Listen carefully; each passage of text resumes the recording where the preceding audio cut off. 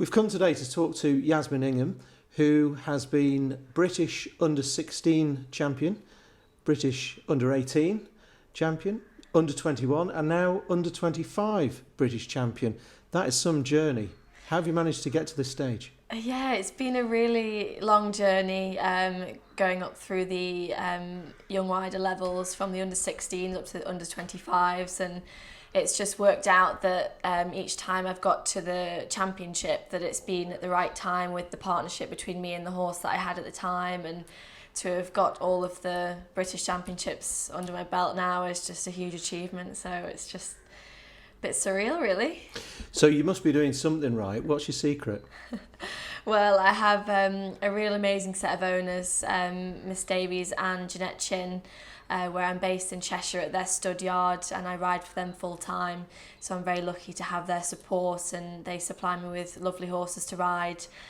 Just last week at Bramham Park in Leeds, where we became the under-25 British champions, I was riding their horse Sandman 7, who I've had for just under a year now, and it's just been a really exciting year that we've managed to kind of cram almost everything in and managed to get ourselves to Bramham, which is a huge event, and we're not really haven't known each other really that long, and to go there and put in such a good result is just amazing, really. So take me through this particular year then that's culminated in you winning this title. Well, I suppose it all sort of started at the beginning of last year. So the beginning of 2018, I was in my last year of the Young Riders, which is the under-21s.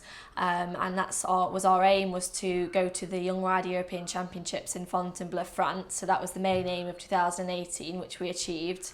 And to get there, part of the selection for the British team was to go to Houghton Hall and compete in the British Under-21 Championships, and I was riding Rahi DJ for Sue and Jeanette.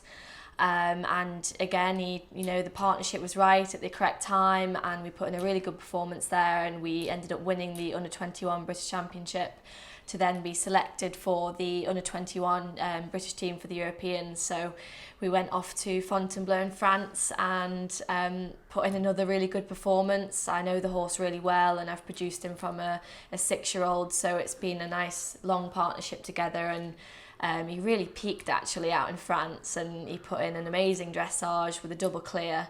Unfortunately, some unplanned time penalties on the cross country. There was a bit of an issue around the course when a fence got damaged from the previous rider, and as I was approaching the fence, it was unsafe to jump, so I was flagged away from the fence, which actually cost me quite a lot of time. And when that sort of thing happens, they can't be exact with the timing, which is really a shame because it is a little bit unfair, but to still finish the competition in equal third and eventual fourth place was a really big achievement. So that was a great result for my main goal of 2018. And then Sue and Jeanette purchased Sandman 7 from Pippa Funnell in July, which was a really exciting surprise, and to sort of look forward to the future with him. I spent the rest of 2018 gathering experience and my qualifications on Sandman 7 with Bramham Park in mind for just this year, just a week ago. So you have to jump through a certain amount of hoops to actually qualify yourself for the level. So we did that. We did a couple of events at the 2 and 3 star level, coming second at Osberton in October last year, which was a solid result for only having him for a couple of months. So that sort of put us in quite good confidence coming into the 2019 season. And then we spent the spring again just trying to consolidate at the 4 star level. And some really good results, some double clears at the 4 star level, which gave me lots of confidence going into Bramham, as I've had a taste of Bramham before on my horse Nightline Leo. He went last year, and it's a huge course built by Ian Stark, who's a bit of a legendary course designer and rider in the past as well. So to go and ride one of his tracks is a really exciting experience. So to have got round clear inside the time at Bramham last week was really amazing, and a huge achievement as well, I think, for myself. It's just fantastic. You mentioned obviously different horses there and the acquisition of different horses.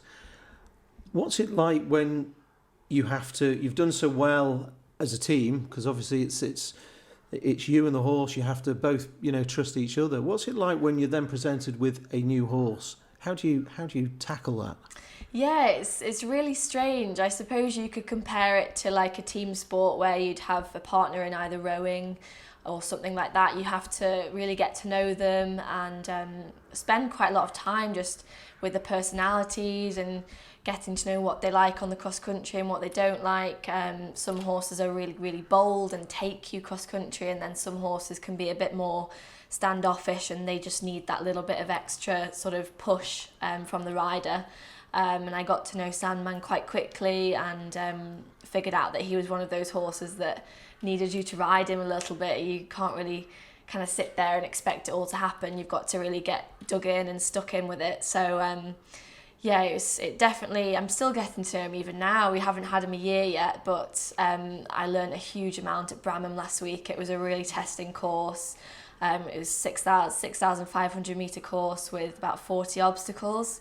So all of those entailed the undulation, the turning, downhill, you name it, that was on Bramham. It was sort of tested every aspect of cross-country riding. So we did have a couple of hairy, scary moments where I had to use my experience up to now to get out of the sticky situation. And I'm lucky that he's also experienced enough himself that he helped me as well. So it was definitely a team effort going around Bramham last week. So what other challenges have you had along the way? Has it all been plain sailing, or have you had one or two challenges to overcome? Yeah, definitely. This year I've had a really good spring. Just unfortunately I had a tumble at Chatsworth, which was 2 weeks before Bramham. On Rahy DJ we were competing in the Event Rider Masters class. We'd done a really fantastic dressage. I think we were in 7th place actually going into the show jumping after jumping a clear round in the show jumping, and going into cross country in 7th place. And it was after the first water, we just came up to a log which was under the trees, and I just didn't quite ride the fence properly and unfortunately just had a tumble. So after that it was obviously a bit like I haven't had a fall in so long, so it just took me couple of days to sort of get back into it, and luckily I didn't really lose any confidence, and it wasn't a massive fall either, so I was quite lucky to sort of come away and not be injured, or the horse wasn't injured either. But obviously going into Bramham you need to be really on form and on your game, and luckily Sandman, who I took to Bramham, had a really good spring with not really any cross-country problems or show jumping problems. He was very solid throughout the spring. And then during the cross country at Bramham we did have one quite sticky moment in the last water. There was 2 very, very skinny brushes in the water that walked on 4 strides, and there was a sort of house on the way in. You just jump the house, run down into the water to jump the 2 skinny brushes, and he just didn't quite get there on the 3 strides that I'd planned to, and he just took the flag with his hind back leg, the obstacle flags.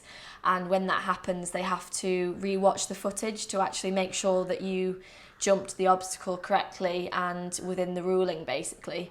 So after I'd got back from the cross country, obviously that was all into the ground jury's hands. They had to review the footage to make sure that I was definitely through the flags, and luckily it all worked out in my favour that they agreed that we were through the flags. So we got away with that one, I think, but you've got to have a bit of luck on your side sometimes, and again it's just experience. I've learned a lot from it.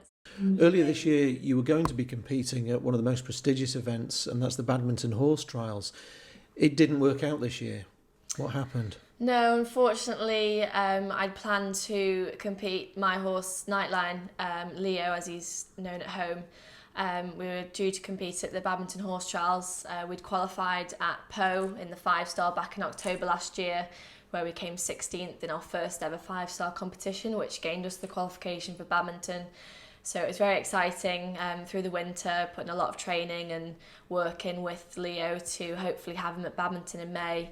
And unfortunately, a bit of a freak accident. In February, he was kicked in the field by another horse, leading to him having some time off and just rehab from the small injury. So it was a real disappointment from sort of having that real big goal to look forward to and competing at my first badminton, to it sort of just being taken away from me, and it was a really difficult time. But I really believe in something that, you know, it's obviously wasn't meant to happen this year, so hopefully we can get him back for the second half of the season, hopefully go back to Pau in France at the end of the year in October, and then aim for badminton next year. So hopefully that this year will have just given me a little bit more time at the higher level, and we'll come into badminton next year, so fingers crossed.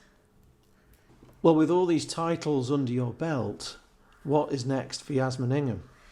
Well, we've got a really exciting second half of the season planned with Sandman. We're hoping to be selected for a Nations Cup event in the second half of the season. So we've got a couple sort of penciled in that we'd like to put my name forward for to hopefully be selected.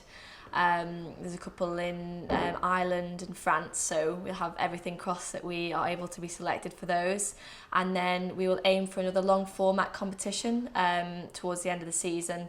We haven't exactly nailed an event down for that just yet, but we'll just see how he's come out of Bramham this week. He's had a week off, so he'll be feeling ready to go again when I get back to the UK on Monday. And then, yeah, we'll just see where we're going to go from there. And then I have some plans with Rahi DJ as well. He's going to Blenheim Palace in September to compete at the 8 and 9-year-old British Championship. So I've got quite high hopes for him there, as he's been so consistent and he's really getting a lot of confidence at the 4-star level now. So that'll be really exciting for him. And then hopefully we will be taking him to Military Buccleuch in October as well, to compete at the long format 4-star, which will be his first ever one at that level. So it's very exciting for his future, especially. I think he's got a lot of talent to go on in the future, and definitely with the Olympics in mind. It's been really nice to have so much support from everybody back at home here on the Isle of Man. Lots of people that I've grown up with, and lots of people that have helped me along the way from a very young age up till now. And it's so nice to read all the lovely comments and the messages that people still send to say, oh, they're following the progress and they're really excited and wishing me luck. And it's so nice when you're at such a huge event and it's so intense and pressurised. Obviously, I put a lot of pressure on myself because I want to do well, and just to have that reassurance and the good luck messages, it's really nice and I really appreciate it. So it's very lucky to have the support from here on the Isle of Man.